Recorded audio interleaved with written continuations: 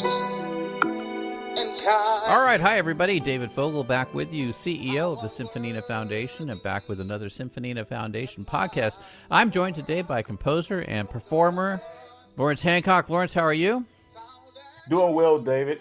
How about you? Doing fine. Lawrence, do you remember when we first met? You know what? I think we were standing outside the Grammy Museum, right? It's Right on the sidewalk.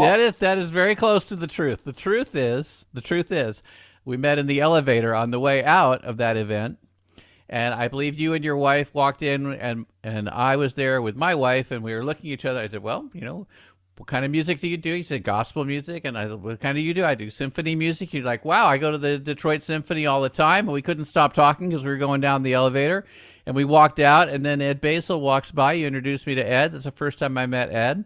And yeah, we've been buddies since then. So congratulations on a new album coming out. You have is it your 12th album?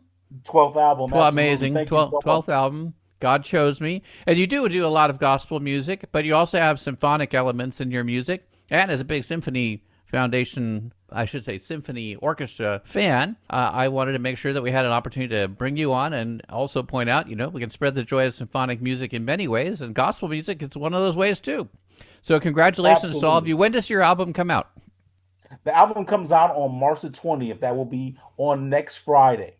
Next Friday. Okay, right. We're recording right now on March 10th. We usually have our podcast up within 24 to 48 hours, so it'll be very timely for you and everybody else. Tell us about the album, and I'm sure after 11 albums, you got it in the bag as to what you do in producing an album, but let's go through all the decisions that you make in choosing what to put on an album and how to put it together this time. Well, David, it's interesting because I do take somewhat of a novice approach to each album.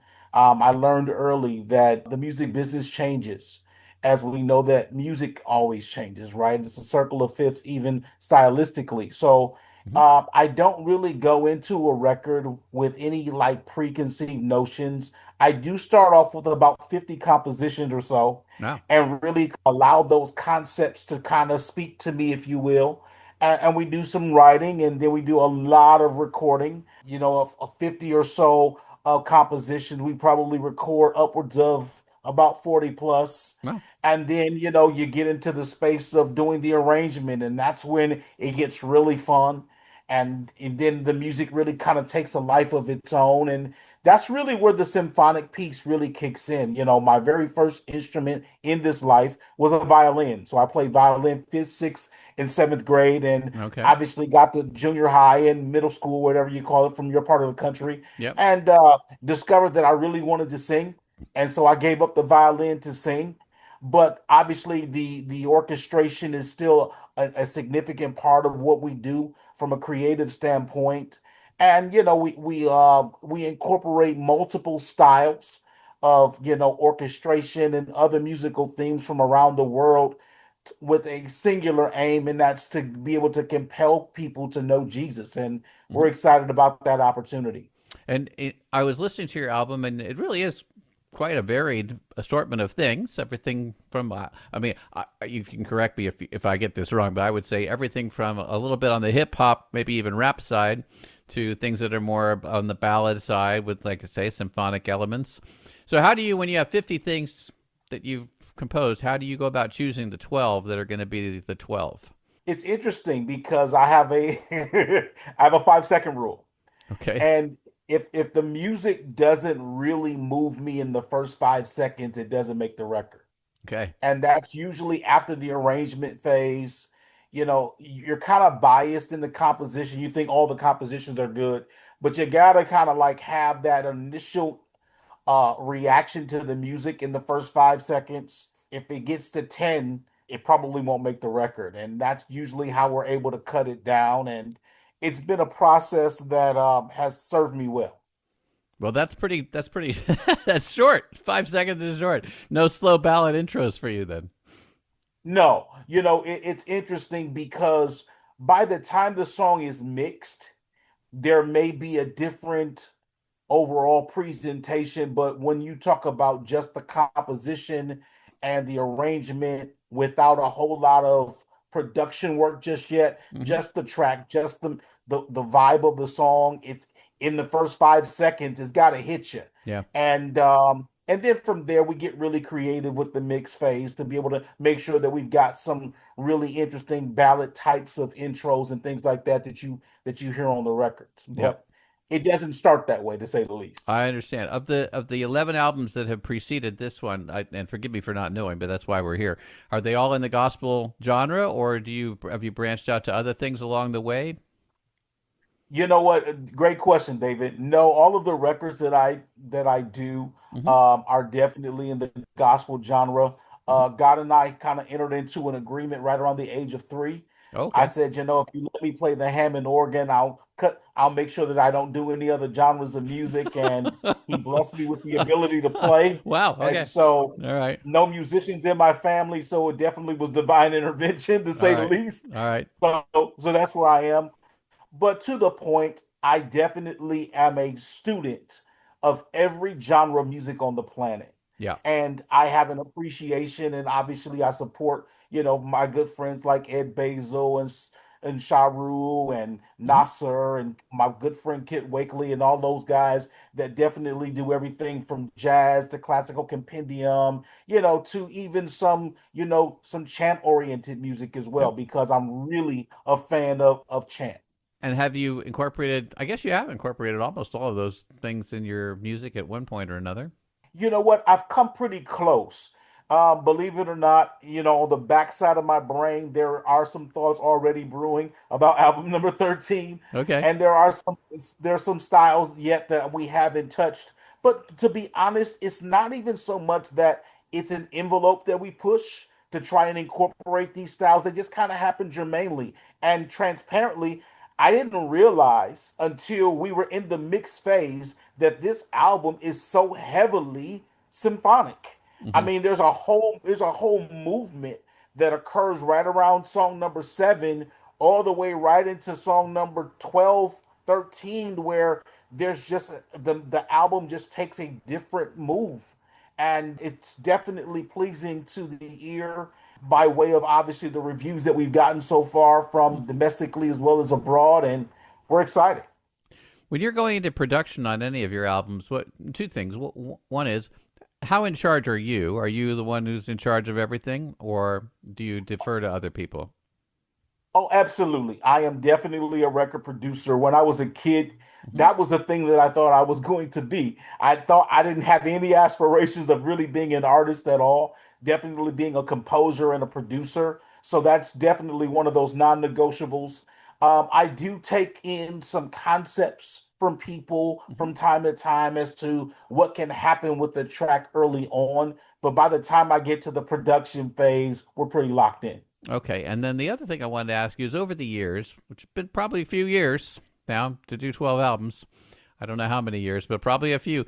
What have you learned in your production that's changed from when, like you were say, let's say, doing the first 5 albums versus doing the last 5 albums? Well, the first thing that I learned was that it's good to be able to start a song and walk away from it and then come back to it and add more to it, walk away from it, add more to it, right? Early on, it was one of those drills that I had where because I'm such a composer, such a beat maker, such a songwriter that I was kind of delusional, if you will, that if it wasn't a hit when I started, throw it away, Yeah, right? And yeah. then I learned that, some of the more popular songs that I've written didn't start off, the way that they ended up. So I learned to allow myself the time and the space to really allow songs to breathe. That's good. And that's good advice, I think, in general, whether it's symphonic composing or any composing. It's always, you can always walk away and come back. It'll be there waiting for you, and you might have fresh ears to go listen to it, when you come back. So I think Without question. I think that's good. And who do you look for to work with on a team? What are the components of different aspects of people's talents that you look for? You know what? It's interesting. I don't spend a lot of time, David, you're kind of twisting my arm, but that's why we have these podcasts, right? Well, I don't spend a lot of time, believe it or not, doing a whole lot of collaboration Okay. because I do so many other things. Like Uh-huh. obviously, I pastor people. So between pastoring people and being a family man and obviously doing music, I've got to really have a really tight schedule. Yep. And so I spend a lot of time with a Gantt chart and action plans Okay. All right. to make Yep. sure that I'm maximizing my time Yep. so that when it comes time to producing and mixing, that I'm optimizing my time. That's And fair. so it doesn't always lend me with a lot of opportunity for collaboration late. If I'm going to have any collaboration, it's going to be really early on when I'm looking at just overall concepts of what may sound good at an early phase. And I guess a good question then would be, what sounds good, Lawrence? What is it that you lock into that sounds good to you? Do you notice a pattern of things? We're friends, David. So Yeah. one of the things that I do is I allow my goosebumps to tell me. Okay. Quincy. We got Quincy. Yep. My Yeah. goosebumps usually tell me early on if a song has got it. And they usually don't fail me. And it happens early, once again, in the first 5 seconds. Yeah. And if every time, because you go, I don't work on a song from cradle to grave, from composition all the way through arrangement, through production, through mixing, all at the same time. I break it up. So by the time I come back to it out of arrangement, getting ready to go into production, and it comes on, it's like, all right, are the goosebumps still there? And if Yep. they're still there, then we work on it. If the goosebumps aren't there, then I pass. Okay. And then if you pass on a time, is it passed forever, or could it make its way back because the Goosebumps return and get it on to the 13th album? Great question. I have as many songs, I have 3 times as many songs that have not been released Yeah. as the ones that have been released. So with this record, I will be at 145 songs in the marketplace. And I have 3 times that many songs that have been produced but have not been released. Mm-hmm. They usually don't make it on the next record. But one of the things that I have learned, especially with the fine tuning of the production and the mix phase and all that, is that those songs now may find themselves in the hands of other artists. Okay. All right. And so we're definitely open to that kind of concept more so now than ever before, because obviously Christian music is one of the fastest growing genres in America 2 years in a row. Yep. So there's a need for material, and I'm sitting on it, David. So I might as well help other people come Yeah, along. that's right. That's right. It's a gift, and you should give it away. If you're not going to use it yourself, it's not helping anybody else. So, Absolutely. right, absolutely. Do you have a lot of people requesting things from you then?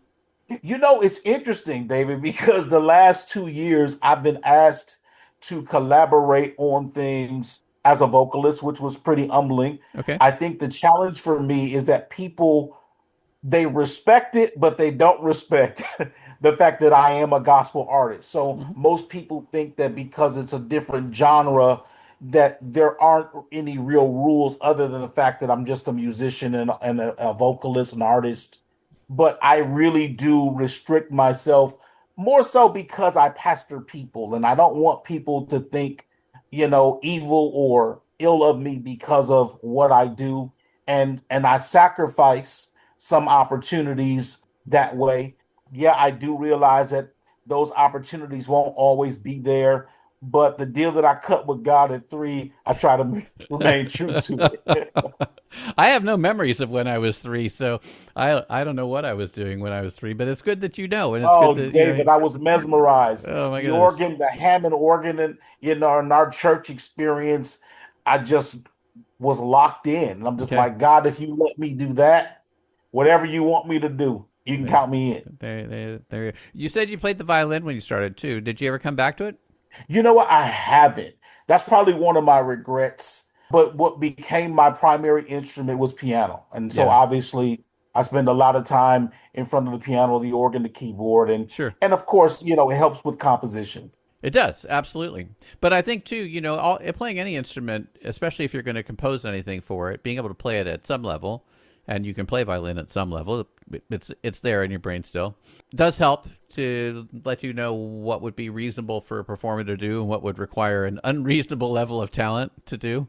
And you can decide, whether you're aiming for somebody who's a virtuoso performer or a high school performer or whatever it might be. Not that there aren't high school virtuosos, there are, but I think you know what I'm trying to say.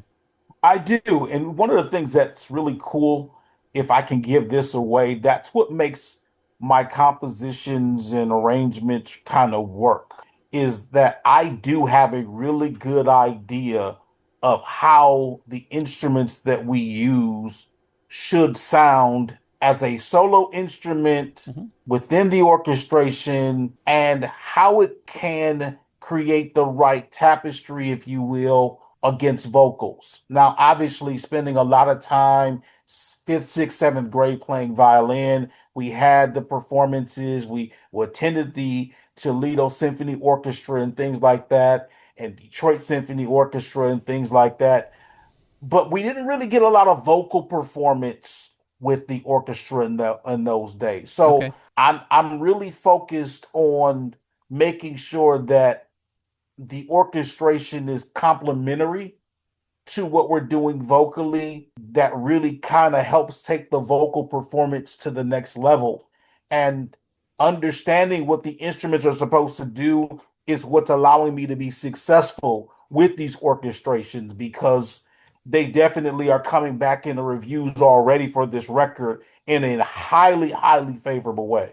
Well, I hope you get to get out there and do some live performances with orchestra and live bands at the same time. It'd be a great show, I'm sure. I do have a question that goes back to your comment about being 3 years old and making a deal with the divine creator. My question for you is, what recommendations do you give to other 3-year-olds? What other recommendations do I give to other Yeah, you three-year-olds? you did yours, and it's good for you. What about other 3-year-olds? Do you have any advice for them? I believe that there are certain intelligences. Howard Gardner, 1983, Harvard Business School. I'm a Harvard alum. So it's one of those things to where we were born with certain intelligence. And quite honestly, we're from an era to where we focus so much on IQ that we didn't really deal with Howard Gardner's work then as much as we do now. Okay. I think parents can do themselves a favor by aligning their children to the nine intelligences as soon as they possibly can. Obviously, musical intelligence is one of them, Hmm. intra and interpersonal communication, kinesthetic, even the existential, intelligence and your relationship with living, dying, and God.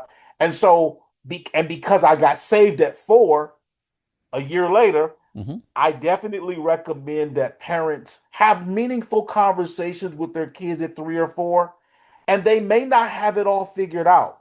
But by the age of 3, I had a pretty good idea what I liked and what I didn't like.